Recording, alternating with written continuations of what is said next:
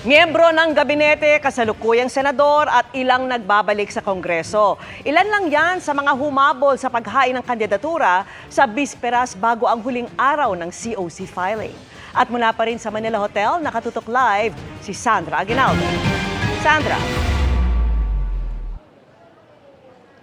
Yes, Vicky, alam mo talagang itong buong maghapon, masasabing ito na yung pinakamabigat na daloy ng mga COC filers simula nung nagsimula tayo nung October 1. Paano kasi last day na rin tomorrow at ito na yung ika nga bisperas ng pagtatapos ng filing ng COC at tinanggap po ng COMELEC kahit pasado alas 5 na basta nasa loob ka na nitong the 10th city ng Manila Hotel ng alas 5 ay tatanggapin pa rin ang iyong certificate of candidacy. Kaya kanina, Vicky, halos mag-aalas 6 na nung tuluyan nang natapos yung pagpa-file ngayong araw na ito. Narito po ang report.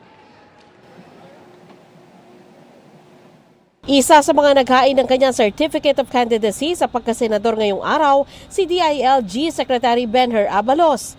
Deemed resigned o maituturing ng nagbitiw sa kanyang posisyon bilang kalihim ng DILG si Abalos, alinsunod sa desisyon ng Korte Suprema. Sa ngayon po ay malamang OIC po muna ang pansamantala, pero antayin po natin ang anunsyo ng Malacanang po dito. Nag-file din ng COC si re-electionist Senator Bong Revilla sa ilalim ng Lakas CMD. Ilang nais magbalik Senado rin ang naghain ng kandidatura, sina dating Senador Bam Aquino, Gregorio Onasan at Manny Pacquiao. Nag-file din ng COC sina dating Governor at ngayon Narvacan Mayor Chavit Singson, retired Philippine Marines Officer Ariel Quirubin, former Defense Secretary Norberto Gonzales, dating Congresswoman Princess Lady Ann Saidula, dating DILG Undersecretary Attorney J.V. Hinlo, mangingisda at Ramon Magsaysay Awardee Roberto Balyon, Dr. Richard Mata, isang health advocate, Nelson Alcahas na may anak na may seryoso at pambihirang sakit, Maria Feera, Pedro Ordiales at James Reyes.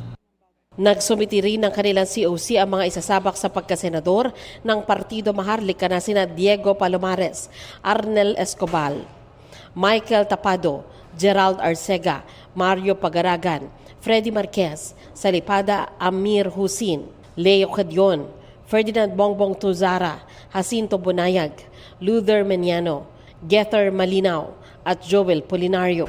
Bruce Hernando ng Partido Federal ng Maharlika, Independent Senatorial Candidate na si Angelo de Alban, Independent Senatorial Aspirant Epifanio Perez, Transport Leader Marval Buena, dating NTF-ALCAC Executive Director Allen Capuyan at Independent Senatorial Aspirant Artemio Maquiso.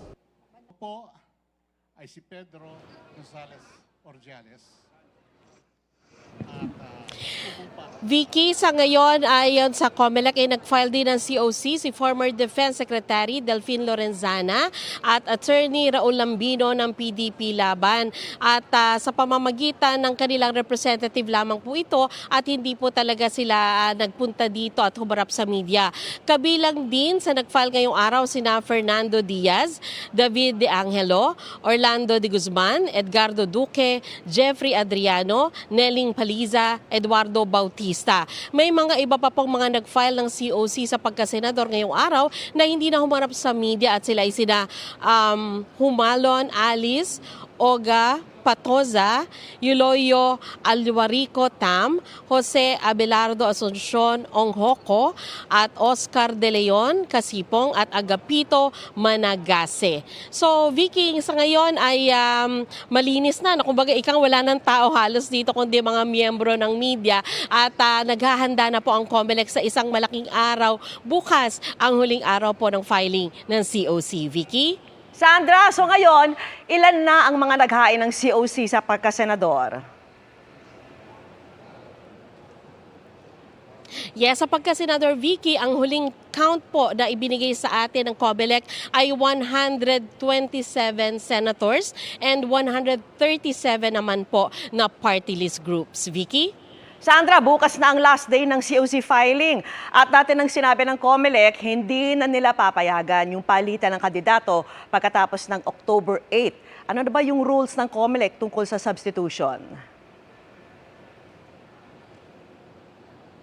Yes, Vicky, tama yan. At pinapaalala lagi nga ng COMELEC na ang filing ng COC ay October 1 to 8 at ito na rin yung panahon na pwede kang mag-file o mag-replace ng kandidato. Kaya ang gusto nila ay maiwasan yung tinatawag na placeholder, Vicky, kung saan meron iba nagpa-file pagkatapos later on pwede pa pala silang palitan ng ibang kandidato. So yan na lamang po yung panahon na ibinigay ng COMELEC para maiwasan nga daw po yung pagpapalit ng mga kandidato kung kailan medyo malapit na yung pag-iimprenta ng mga balota. Vicky? Alright, maraming salamat sa iyo, Sandra Aguinaldo. Ayon naman kay Justice Secretary Crispin Remulla, ang kapatid niyang si Cavite Governor John Vic Remulla ang hahalili kay Benhur Abalos bilang DILG Secretary. Hinihintay pa natin ang kumpirmasyon ng palasyo kaugnay niyan.